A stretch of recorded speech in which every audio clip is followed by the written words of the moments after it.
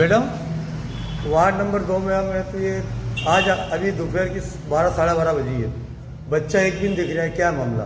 बच्चे खाना खा के जल्दी चले जाते कितने बच्चे आते हैं? हैं। 23 आ जाते हैं वैसे तो आंगनवाड़ी का समय कब से कब तक का मैडम? तो सुबह 10 बजे से 3 बजे तक का रहता है हमारा तो टाइम। ठीक, अभी कितनी बजी? 12:30 ऊपर हो गई। हाँ, 12:30 बजे। ठीक है, यानी कि एक बच्चा मौजूद नहीं है। आपका शुभ नाम? अनीता सोनी। पूरा नाम? अनीता सोनी। अच्छा, ठीक है सोनी जी, नमस्ते। नमस्कार मित्रों, मैं वाहिद खान पठान आप सभी का बहुत बहुत स्वागत करता हूं। आप देख रहे हैं आपका मन पसंदीदा YouTube channel Wahid Khan Pathan YouTube channel. यदि आपने Wahid Khan Pathan YouTube channel subscribe नहीं किया हो तो अवश्य सब्सक्राइब करें, और साथ ही यदि आप सक्षम हैं और रुपया है तो ज्वाइन करें चैनल को, ताकि हम और अच्छे से कार्य कर सकें। और जो आपके द्वारा निरंतर हमें सहयोग किया जा रहा है, हमें उम्मीद है कि इसी प्रकार आगे भी सहयोग किया जाएगा। तो मित्रों, मैं बात कर रहा हूं आज आंगनवाड़ी केंद्रों को लेकर। तो मध्य प्रदेश में माननीय मुख्यमंत्री महोदय द्वारा डॉक्टर मोहन यादव साहब द्वारा बुधवार को पदभार ग्रहण कर लिया है मुख्यमंत्री पद का, जिसे लेकर आते ही उनके द्वारा भोपाल में मंत्रालय में पत्रकार वार्ता भी आयोजित की गई और पत्रकारों को कई जानकारी दी गई और कई निर्णय लिए गए हैं, जिसे लेकर उनके द्वारा निर्देश भी जारी किए गए हैं। अब चाहे वो केंद्र सरकार हो या राज्य सरकार हो, किसी प्रकार का अगर निर्णय लेती है, आदेश को जारी करती है, परंतु जब तक वह निर्णय आदेश जमीनी स्तर पर क्रियान्वयन नहीं हो, तब तक उस आदेश का कहीं ना कहीं उसका पालन होने में कहीं ना कहीं वो रहता है कि भाई पालन क्यों नहीं हो पा रहा है। तो उसके लिए कहीं ना कहीं दृढ़ इच्छा शक्ति का अभाव देखने में आता है। तो इसीलिए यदि कोई भी शासन हो, किसी पार्टी का शासन हो, उसकी मंशा हमेशा सदैव यही रहती है, जन कल्याणकारी रहती है, जन कल्याणकारी योजनाएं चलाती है। और यही कारण है कि जन कल्याणकारी योजनाओं और भी कई कारणों के कारण भारतीय जनता पार्टी सलंग निरंतर मध्य प्रदेश में सत्ता में आई है। और यदि आंगनवाड़ी केंद्रों की बात करें तो हमारे जो जिले के कलेक्टर साहब है, जो संवेदनशील कलेक्टर साहब है, श्री भास्कर लाक्षाकार साहब द्वारा एक संपूर्ण रतलाम जिले में आदेश जारी किया गया था कि जो भी आंगनवाड़ी केंद्र है, जो बच्चों को जो भी भोजन नाश्ता पानी वितरण होता है या वहाँ की व्यवस्था कैसी है, उसकी वास्तविक जांच की जाए। वह जब रतलाम जिले में जांच की गई तो कई क्षेत्रों में बड़ी स्थिति दयनीय मिली। कहीं पर आंगनवाड़ी केंद्रों के ताले लगे मिले, तो कहीं नाश्ता नहीं मिला, तो कहीं पर मेनू अनुसार भोजन नहीं, और कहीं बहुत सारी चीज़ें मिली, जिसे लेकर नोटिस भी जारी किए गए। परंतु उन नोटिस के जारी होने के बाद क्या कार्रवाई हुई, इसकी जानकारी हमें अभी तक नहीं है। साथ ही जो अब सवाल ये है कि जो महिला जिला कलेक्टर साहब को मामले में संज्ञान लेना पड़ा, तो विभाग क्या कर रहा था?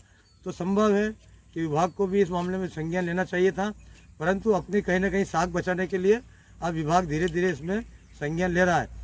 परंतु ज़मीनी हकीकत अभी सुधरी नहीं है। हमारे द्वारा निरंतर प्रशासन को इस संबंध में अवगत कराया, जिस पर माननीय कलेक्टर महोदय साहब द्वारा से मेरी चर्चा हुई थी, जिसे लेकर जिला कलेक्टर महोदय श्री भास्कर लाक्षाकार साहब द्वारा बताया गया था कि दूरभाष पर चर्चा हुई थी। तो आपके द्वारा बताया गया था कि और बेहतर करने की कोशिश करेंगे ताकि ज़्यादा से ज़्यादा सुधार कर सके। तो निश्चित रूप से हमारे जो कलेक्टर साहब है, जिला कलेक्टर साहब है, उनका निर्णय भी स्वागत योग्य है, और उनकी जो कार्रवाई जो निरंतर चल रही है वो भी स्वागत योग्य है। और साथ ही जिला कलेक्टर साहब द्वारा जन सुनवाई का कार्य मंगलवार से पुनः शुरू कर दिया है, और जो लोग नहीं आए थे उनके खिलाफ भी वेतन काटने के जो भी निर्देश जारी किए गए हैं।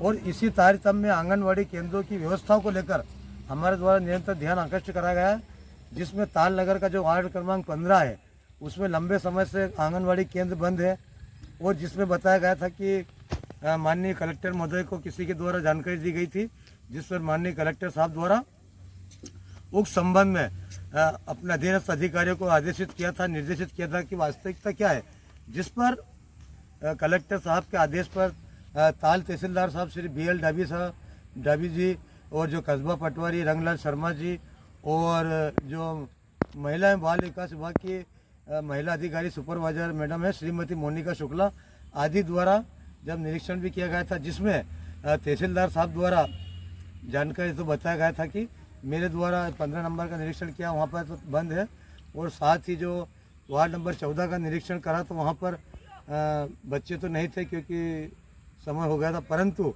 वहाँ पर कोई रिकॉर्ड का मेंटेनेंस नहीं था, और ना वार्ड नंबर 14 का रिकॉर्ड मेंटेनेंस है, ना ही 15 का, और जो कमी पेशियाँ पाई गई उसे लेकर मेरे द्वारा आलोट एसडीएम महोदय को इसका जांच करने के बाद निर्देश, जो भी जांच प्रतिवेदन बोलते हैं, जांच प्रतिवेदन बनाकर आदरणीय एसडीएम महोदय को पहुंचाया, और वहां से जिला कलेक्टर महोदय को पहुंचाया गया।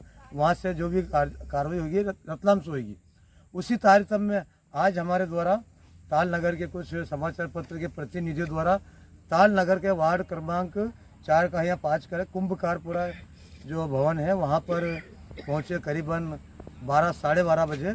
तो वहाँ पर आंगनवाड़ी केंद्र में एक भी बच्चा उपस्थित नहीं था। वहाँ पर एक मैडम मिली, मैडम से चर्चा हुई, परंतु चर्चा होने पर बताओ तो वहाँ पर जो बैनर लगा हुआ है वो वार्ड नंबर 2 का लगा हुआ है, परंतु वार्ड नंबर 2 बिजली ऑफिस क्षेत्र में आता है। अब कहीं ना कहीं ऐसा लगता है कि महिला एवं बाल विकास विभाग द्वारा अपना रिकॉर्ड अपडेट नहीं किया है, या जो लेटेस्ट जो यानी कि कहीं ना कहीं जो क्रम अनुसार आंगनवाड़ी केंद्र होना चाहिए वो नहीं, ऐसा लगता है। क्योंकि जब हम कुंभकारपुरा में गए तो वहाँ पर वार्ड नंबर 2 का बैनर लगा हुआ है, जबकि वार्ड नंबर 2 एमपीवी रोड में आता है। तो जब वहाँ मैडम चर्चा करी बच्चों के बारे में, तो मैडम ने बताया कि बच्चे भोजन करके चले गए। तो अब यह तो एक आंगनवाड़ी केंद्र की व्यवस्था है, तो यानी कि जो व्यवस्था चल रही है कहीं ना कहीं उसमें और सुधार करने की आवश्यकता है, और जिनकी जिम्मेदारी है देख रेख करने की उनको भी संज्ञान लेना चाहिए, जिसे लेकर हमारे द्वारा जो महिला एवं बाल विकास विभाग की जो सुपरवाइजर मैडम है श्रीमती मोनिका शुक्ला जी, उनके दूरभाष नंबर पर जब संपर्क करना चाहा तो मोबाइल पर रिंग तो गई, परंतु हो सकता है किसी कारणवश उनके द्वारा फ़ोन अटेंड नहीं किया गया। परंतु कहीं ना कहीं शासन प्रशासन को ध्यान देना चाहिए, जो व्यवस्थाएं चल रही है उन व्यवस्थाओं में और सुधार लाने की आवश्यकता है, कसावट लाने की आवश्यकता है कि किस प्रकार से ज़मीनी स्तर पर व्यवस्था है, तभी सार्थकता सिद्ध होगी। वरना हमारे चाहे देश के प्रधानमंत्री माननीय प्रधानमंत्री महोदय हो, माननीय मुख्यमंत्री महोदय हो, या माननीय जिला कलेक्टर महोदय हो, कोई भी आदेश या निर्देश जारी करें, उसका जब तक ज़मीनी स्तर पर पालन नहीं होगा उनका कोई औचित्य नहीं है। बने रहिए वाहिद खां पठान के साथ। बहुत बहुत धन्यवाद, नमस्कार, शुक्रिया।